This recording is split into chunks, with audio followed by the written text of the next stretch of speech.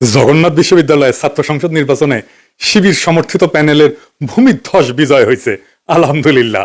ছাত্রদল সমর্থিত প্যানেলের VP candidate fight দিছে, তাও শেষ রক্ষা হয় নাই। যদিও ছাত্রদল প্যানেলের ভিপি ক্যান্ডিডেট কিন্তু গণ অধিকার পরিষদের, ছাত্রদল করা ছাত্র না। শিবির সমর্থিত প্যানেলের জন্য শুধু না, এটা জগন্নাথ বিশ্ববিদ্যালয়ের জন্য একটা ইতিহাস যে এটা জগন্নাথ বিশ্ববিদ্যালয়ের প্রথম ছাত্র সংসদ নির্বাচন। সকল জরিপ, বড় দল, বাঙ্গু মিডিয়া, বাঙ্গু সুশীল এবং গোয়েন্দা সংস্থার পরিকল্পনা ব্যর্থ করে দিল সাধারণ ছাত্রছাত্রীরা এইভাবেই। পুরনো আচার ব্যবহার দেখে এই সাধারণ ছাত্রছাত্রীরা তারা ছাত্রলীগের চাইতে কিংবা ছাত্র দলের চাইতে কিংবা অপরাপর সংগঠনগুলির চাইতে তাদেরকে ভালো মনে করেছে, ভোট দিয়েছে।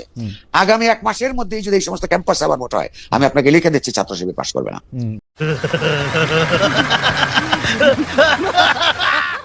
ইদানিং তো আবার জরিপ চলতেছে, জরিপে দেখা যায় বিএনপি ছাড়া কথা নাই।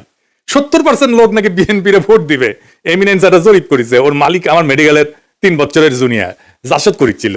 ওর এনজিও হেলথ নিয়ে কাজ করে ওই এমিনেন্স, এখন নতুন ধান্দাবাজিতে নামিছে।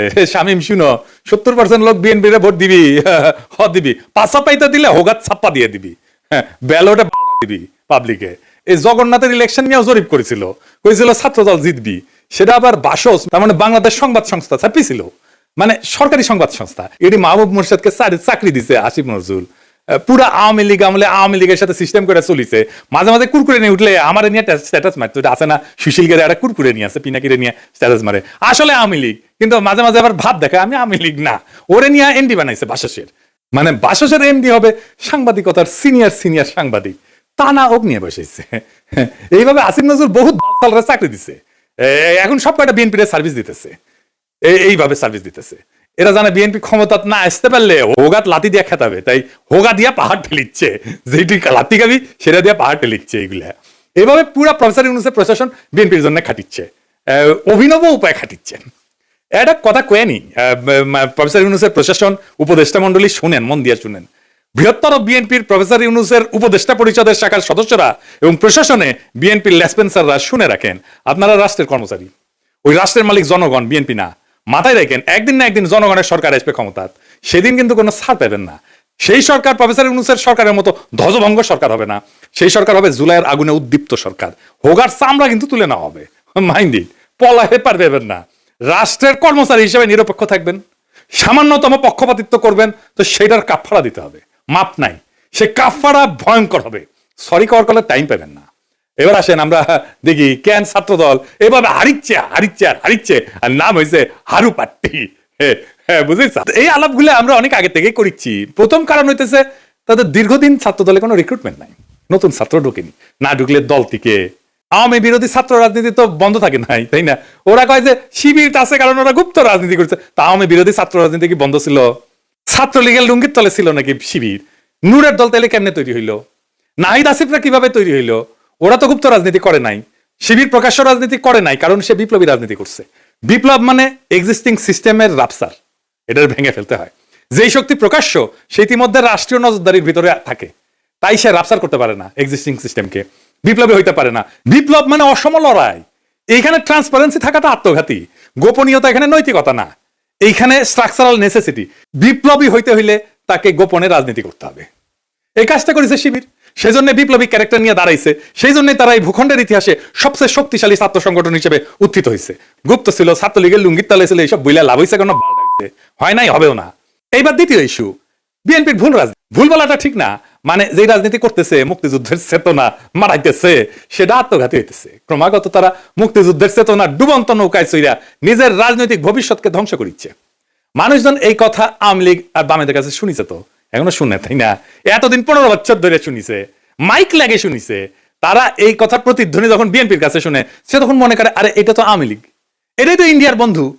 আর সত্যি সত্যি যখন ইন্ডিয়ানদের উচ্ছ্বাস দেখে তারেক রহমানকে নিয়ে, আর তারা প্রকাশ্যেই বলে তারেক রহমান আর বিএনপি তাদের পছন্দের দল, তখন মানুষ দুয়ে সাইড মিলায়।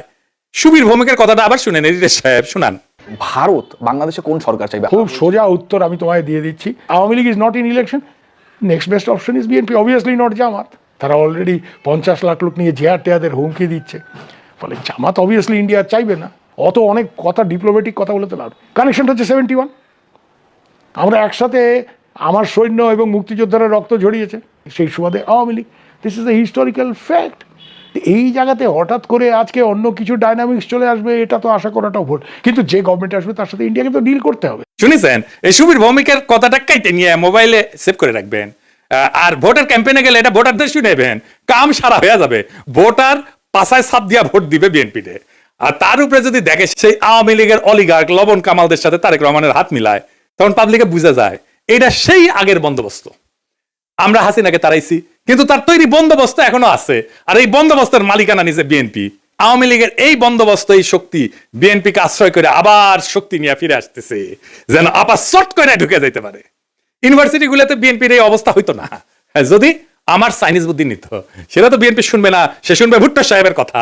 যাই হোক, আমার ক্ষুদ্র ভাতাটা কবে আন্নার কাছে দাদা সব স্ট্র্যাটেজি থাকে না, তার থাকে না। তো এই স্ট্র্যাটেজি আমি বানাইবার পারি, কয়া দিতেছি কমো কয়া দি। এখন তো কয়া দিলেও কোনো লাভ করবার পাবি না, কিন্তু কয়া দি যে কেমনে এটা করা যায় গেল নি, আসেন এটা শুনি দেখি, মজা পাবেন। কত দলে যে রিক্রুটমেন্ট নাই এটা তারেক রহমান সহ সব বিএনপি নেতারা জানে, স্থায়ী কমিটির সবাই জানে, স্বীকার করে, কিন্তু এইটারে কেমনে ম্যানেজ করবে সেটা জানে না। এই প্রসঙ্গে একটা প্রফেশনাল গল্প বলি আর কি, খুব বেসিক কনসেপ্টের গল্প আর কি। প্রোডাক্ট লাইফ সাইকেলের মার্কেটিং এর একটা খুব বেসিক কনসেপ্ট। কি সেটা? যে কোনো প্রতিষ্ঠানের, মানুষের, দলের, পণ্যের একটা লাইফ সাইকেল থাকে বা জীবন চক্র থাকে। মানে জন্ম, বেড়ে ওঠা, তারুণ্য, যৌবন, বার্ধক্য, মৃত্যু, মানুষের যে জীবন চক্র ঠিক তেমন একটা দলের বা পণ্যের ঠিক এরকম লাইফ সাইকেল বা জীবন চক্র থাকে। প্রথমে এটাকে বলা হয় ইন্ট্রোডাকশন বা উদ্ভব পর্ব, গ্রোথ বা উত্থান পর্ব, ম্যাচুরিটি বা আধিপত্য পর্ব, ডিক্লাইন বা পতন পর্ব। শিবির আছে উত্থান পর্বে, ছাত্রদল আছে পতন পর্বে। বুঝছাও, এইটা সব দেখে দেন কে কোনটি আছে। এই লাইফ সাইকেলকে চাইলে এক্সটেন্ড করা যায়। ম্যাচুরিটিতে আসলে আলাদা স্ট্র্যাটেজি নিতে হয়, যেন আবার নতুন কইরা সে উত্থান পর্বে চলে যেতে পারে। এই পতন পর্ব শুরু হইলেও আবার তাকে উত্থান পর্বে নিয়ে যাওয়া যায় কলে কিছু কিছু বিশেষ ক্ষেত্রে, কিন্তু একটা জায়গা আনা যায় না, সেটা হইতেছে হিস্টোরিক্যাল লেজিটিমেসি কোলাপস যদি হয় পলিটিক্যাল পার্টির ক্ষেত্রে। এটা শুনতে খটোমটো লাগলেও সোজা কলে, খুবই সোজা। মানে আমি যা বইলা আমার বৈধতা আনিছি তার উল্টা কাজ করলে লেজিটিমেসি কোলাপস হয়। এইটা ছাত্রদল আর বিএনপি দুইটারই হয়েছে। বিএনপি মুক্তিযুদ্ধরে তার পলিটিক্যাল অ্যাঙ্কার বানাইছে, উঠি খুঁটি গাড়িছে, কিন্তু বিএনপি ছিল আওয়ামী লীগের মুক্তিযুদ্ধের বয়ানের অ্যান্টিথিসিস। মুক্তিযুদ্ধ হয়েছে বাঙালি জাতীয়তাবাদের স্লোগান নিয়ে, তাই না? সংবিধানে তো ঢুকেছে। তো বিএনপি আসছে বাংলাদেশি জাতীয়তাবাদ নিয়ে। মুক্তিযুদ্ধের চেতনা ছিল ধর্ম নিরপেক্ষতা, বিএনপি আনিছে পরম করুণাময় আল্লাহ তাআলার উপর পূর্ণ আস্থা এবং বিশ্বাস। আওয়ামী মুক্তিযুদ্ধের লক্ষ্য ছিল সমাজতন্ত্র, বিএনপি কইছে না না, সমাজতন্ত্র মানে যদি হয় অর্থনৈতিক এবং সামাজিক ন্যায় বিচার, তাইলে ঠিক আছে, অন্য সমাজতন্ত্র আমি মানি না।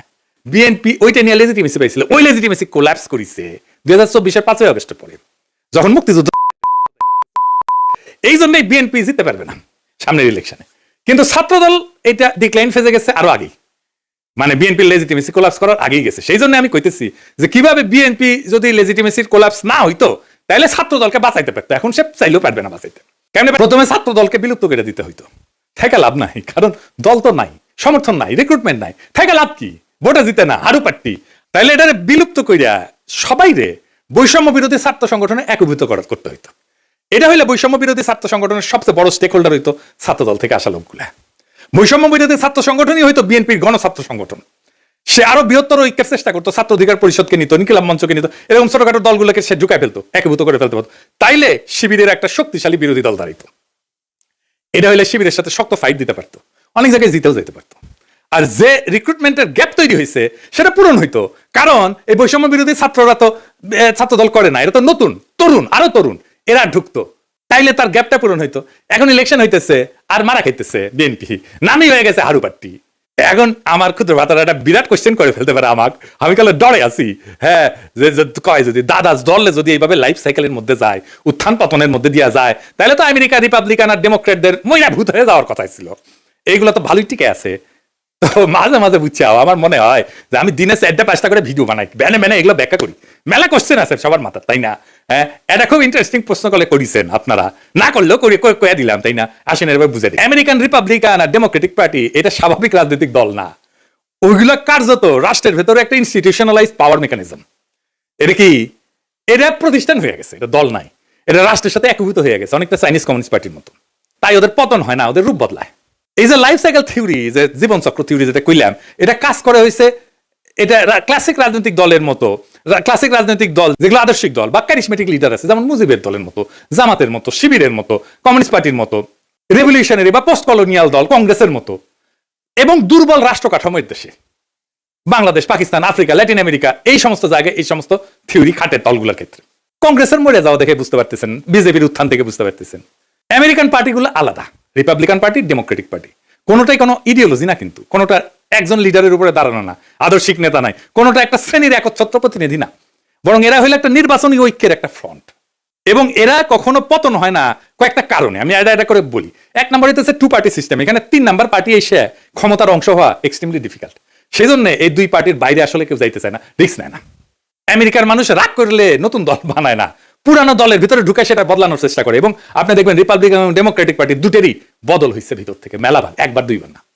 এই কারণে দল ভাঙে না, ভেতরের রূপটা বদলায় যায়। এখানে পার্টি মানে কিন্তু দর্শন আদর্শ না, রিপাবলিকান মানে একটা জিনিস না, কিন্তু একটা পার্টি না। এর মধ্যে রিগানের কনজারভেটিভ পার্টি আছে, বুশের নিউকন আছে, ট্রাম্পের পপুলিস্ট পার্টি আছে, ন্যাশনালিস্ট পার্টি আছে। ডেমোক্রেটিক মানেও এক জিনিস না, ক্লিনটনের নিও লিবারেল আছে, ওবামার টেকনোক্রেটিক পলিটিক্স আছে, বার্নি স্যান্ডার্সের ডেমোক্রেটিক সোশ্যালিস্ট আছে। তাই ভেতরের আইডিওলজি কে নেতৃত্ব দিচ্ছে সেই আইডিওলজিটা বদলায়, কিন্তু পার্টি থাকে। আর একটা জিনিস হচ্ছে স্টেট পার্টি একটা ফিউশন হয়েছে আমেরিকা, পার্টি আর স্টেট একসাথে মিলে গেছে। যেমন ধরুন কংগ্রেস ককাস বলে একটা জিনিস আছে, যেখানে দুই পার্টি একসাথে কাজ করে। স্টেট গভর্নর নেটওয়ার্ক যেটা, সেখানে দুই পার্টি একই সাথে সমান শক্তিশালী, থিঙ্ক ট্যাঙ্ক, তারপরে যে ডোনারদের ক্লাস, মিডিয়ার যে ইকোসিস্টেম, সবকিছু মিলে এটা একটা সংগঠন না, এটা একটা পাওয়ার ইনফ্রাস্ট্রাকচার হয়েছে। আমেরিকান এলিটদের যে কনফ্লিক্ট, এইটা ম্যানেজ করা হয় এই দুই পার্টির এই সিস্টেমের মধ্যে দিয়া। এই দুই দল আসলে এলিটদের মধ্যে পাওয়ার শেয়ারিং মেকানিজম, জনগণের যেটা ক্ষোভ এটাকে ইনস্টিটিউশনাল চ্যানেলের মধ্যে ঢুকে দেয়। আর এরা ক্রাইসিসে ভেঙে যায় না, রিব্র্যান্ড করে নিজেদেরকে। যেমন ধরেন ভিয়েতনাম যুদ্ধের পরে ডেমোক্রেটদের রিফর্ম হয়েছিল, সিভিল রাইট মুভমেন্টের পরে রিপাবলিকানরা একটা সাউদার্ন স্ট্র্যাটেজি নিয়েছিল, 2016-তে সেটাতে ট্রাম্পের নতুন তত্ত্ব, এই পপুলিস্ট তত্ত্ব নিছে। তারা ইডিওলজিক্যাল রিসাইক্লিং করে। তার মানে কি ওরা কখনো মরবে না? মরবে, কিন্তু পার্টির নাম মরবে না, ভেতরের আত্মা মরে যাবে। আজকের রিপাবলিকান পার্টি লিঙ্কনের রিপাবলিকান পার্টি না, আইসেনহাওয়ারের রিপাবলিকান পার্টি না, আজকের ডেমোক্রেটিক পার্টি জন এফ কেনেডির ডেমোক্রেটিক পার্টি না, বা ফ্র্যাঙ্কলিন রুজভেল্টের ডেমোক্রেটিক পার্টি না, কিন্তু লেভেলটা টিকে থাকে দলের, কারণ লেভেলটাই পাওয়ারের টিকিট। বাংলাদেশের দল মানে রাজনীতি, আমেরিকায় দল মানে রাষ্ট্র পরিচালনার সফটওয়্যার। সফটওয়্যার তো আপডেট হয়, ডিলিট হয় না, ইনকাই আর কি। সেই জন্য এগুলা ডিক্লাইন হয় না। তো জগন্নাথ বিশ্ববিদ্যালয়ের নতুন ছাত্র সংসদকে অভিনন্দন। এই বিজয় কোনো দলের কিন্তু একক বিজয় না, এটা সাধারণ ছাত্রছাত্রীদের বুদ্ধিবৃত্তিক বিদ্রোহের ফল। আপনাদের সামনে কাজ অনেক। আপনাদের ক্যাম্পাসে এখনো পর্যাপ্ত ক্লাসরুম নাই, পর্যাপ্ত টয়লেট নাই, বিশেষ করে নারীদের টয়লেট নাই, স্যানিটেশন সংকট আছে, আবাসন নাই, ক্যান্টিন নাই। এই সমস্যাগুলো আজও সমাধান হয়নি, কারণ এগুলো কখনোই রাষ্ট্রের কাছে অপরিহার্য সংকট হয়ে ওঠেনি। এখন দায়িত্ব আপনাদের এই সংকটগুলোকে দাবি থেকে প্রয়োজন, প্রয়োজন থেকে অনিবার্যতায় রূপান্তর করার। রাষ্ট্র সাধারণত তখনই নৈরাচরে বসে যখন বোঝে এই সমস্যার সমাধান না হলে স্বাভাবিক শাসন চলবে না। আমি বিশ্বাস করি ঐতিহাসিক ছাত্র সংসদ যদি সংগঠিত, ধারাবাহিক এবং নৈতিক চাপ তৈরি করতে পারে, তাইলে এই ক্যাম্পাসের বাস্তবতা বদলাইতে বাধ্য হবে। আর একটা কথা পরিষ্কার করিয়া বলি, প্রফেসর ইউনূসের সরকার এবং প্রশাসনকে রাষ্ট্রের কর্মচারীরা কারো দলীয় সম্পদ না, রাষ্ট্রের মালিক জনগণ। সময় বদলায়, সরকার বদলায়, কিন্তু দায় থেকে কেউ কিন্তু মুক্ত হয় না। আজ যারা সিদ্ধান্ত নিচ্ছেন যে আপনারা বিএনপির ক্ষমতায় আনবেন এবং বিএনপির লেসপেন্সারি করবেন, আপনাদের মনে রাখা উচিত ইতিহাস কখনো হঠাৎ বিচার করে না, কিন্তু একদিন ঠিকই হিসাব করেন। হ্যাঁ, আর এই ছাত্র সংসদের কাছে আমার প্রত্যাশা একটাই, আপনারা ভবিষ্যতের জন্য রাজনীতি তৈরি করবেন। এই ক্যাম্পাসের ভাষা যদি বদলায়, তাহলে দেশ বদলাতে সময় লাগবে না। আশা করি আগামী ফেব্রুয়ারিতে আমাদের বন্ধুসুলভ সরকার আসলে আপনাদের যতগুলো সমস্যার কথা বললাম, এই সমস্যাগুলোর সমাধানের জন্য আমি ব্যক্তিগতভাবে আপনাদের সাথে থাকবো। ফেব্রুয়ারিতে আমাদের ফ্রেন্ডলি সরকারি ক্ষমতা আসতেছে ইনশাল্লাহ। সান্দাবাজ, ধান্দাবাজ, লুটেরা, ইন্ডিয়ার নব্য লেসপেন্সারেরা ক্ষমতায় আসবে না। আমি যে এপিসোডের পরে ইনকিলাব বলি, ওইটা কিন্তু শুধু স্লোগান না। ইনকিলাব মানে বদল, ইনকিলাব মানে বিপ্লব, ইনকিলাব মানে ভেঙ্গা চুইরা নতুন ভাবে গড়ে তোলা, ইনকিলাব মানে দেশ এবং জাতির জন্য অপরিহার্য হইয়া ওঠা। ইনকিলাব